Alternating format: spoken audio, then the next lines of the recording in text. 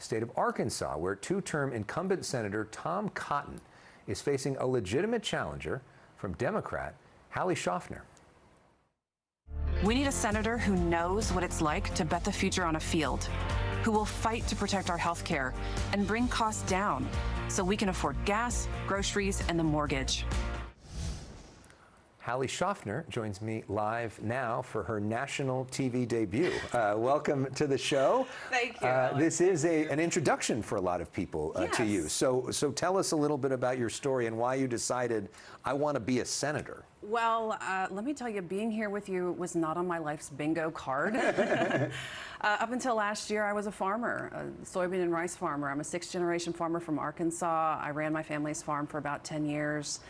And then last year we closed because of the farm crisis, along with 15,000 farmers across the country.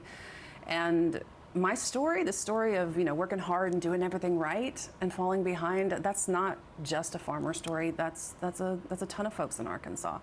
And I decided it's time for someone to fight back against folks like Tom Cotton, who are rigging the economy in favor of their biggest donors instead of real people. And the Farm Bill has not passed. I mean, No. what from a policy perspective are you going to do differently when it comes to farming?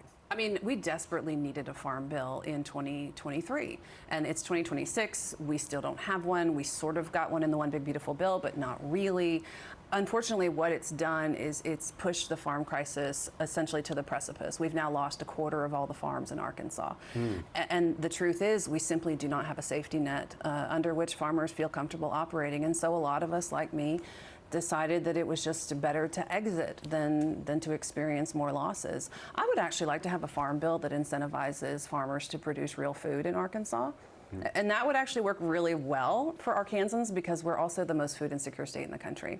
I mean, imagine a farm economy in which farmers grew real fresh food and sold it back into the community in which it has grown. You know the challenges, though, in terms of being a Democrat in Arkansas. There has been no Democrat elected to Congress since 2010. Donald Trump won the state 3 times. He won the last election by 30 points, which means you got to get Republicans to vote for you. Why should a Republican vote for a Democrat, especially if they are Republican and like a Republican Congress? Well, it's like what I hear from folks when I'm traveling around the state. And I'm hearing this whether I'm in a farm shop or I'm in a Democratic County Party meeting, and folks are really tired of politics. They're tired of the left and the right and the liberal and conservative because we're real people with real problems. And let me tell you, we've got problems. We're the hungriest state in the country. We're the second sickest. We're the 4th poorest. We lead the nation in farm bankruptcies and farmer suicides. I'm not asking anybody to become a Democrat. I'm just asking, don't we believe we can do better than Tom Cotton? What is your #1 policy priority if you get in there, and how do you actually get that passed? Oh, I don't know that I could pick just one from a hungry and sick and poor state. I mean, I think it's lowering the cost of health care, it's rebuilding the farm economy, and I'll put these two together, fighting corruption and mass corporate consolidation, because that is really squeezing families and farmers and small businesses all across our state. And how do you get that passed? Oh, yeah, that's a very long list of things. I think pretty much immediately the first thing I want to do is I want to set up the best constituent services program in the country. And I say this because Tom Cotton has no constituent services program.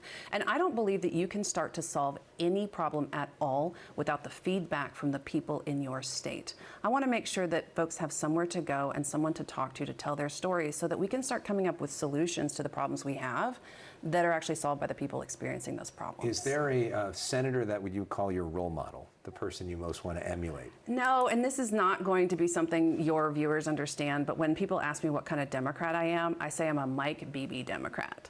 And what does that mean to the national audience? So 15 years ago, we elected our last Democrat to our governor. And he won all 75 counties 15 years ago. And he is held up as a sort of a bastion of excellence for someone who wants to get the work done and reach across the aisle to do it. And of course, there was quite the Democratic governor years ago who became the president from Arkansas, Bill Clinton, as well. That's absolutely right. Hallie, thank you so much for making your debut with us. Thank you. Best of luck out on the campaign trail. Thank you so much.